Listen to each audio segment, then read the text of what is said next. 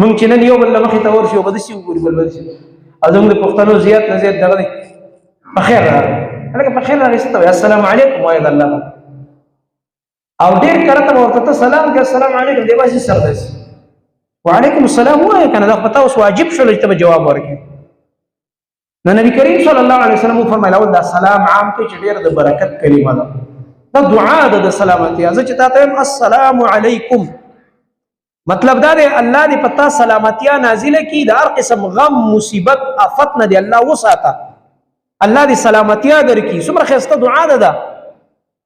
دا نه موږ بچو ته وښودله نه موږ زنانو ته وښودله نه موږ پخپله زده کړه او عمل پرې وکړو دومره ښکلې کلمه ده مونږ ته الله راکړې ده او د الله نبي علیه الصلاة والسلام راته وایي چې دا عامه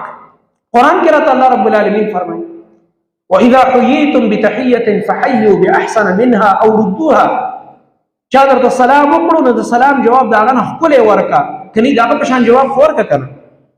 ښکلی جواب دا دی چې هغه صرف وایي السلام علیکم او ته ورته په جواب کې وعلیکم السلام ورحمة الله ته پکې یو ټکی زیات ورحمة الله او هغه وایي السلام علیکم ورحمة الله او ته ورته وعلیکم السلام ورحمة الله وبرکاته دې ته ښکلی جواب وایي الله وایي اول ښایسته جواب ورکړه د سلام که دومره ښایسته جواب نشي ورکولی د هغې نه نو دومره خو به خامخا ورکړې څومره چې هغه کوم ټکي ویلي هغه به ورته بېرته وې هغه وایي السلام علیکم ته به وایې وعلیکم السلام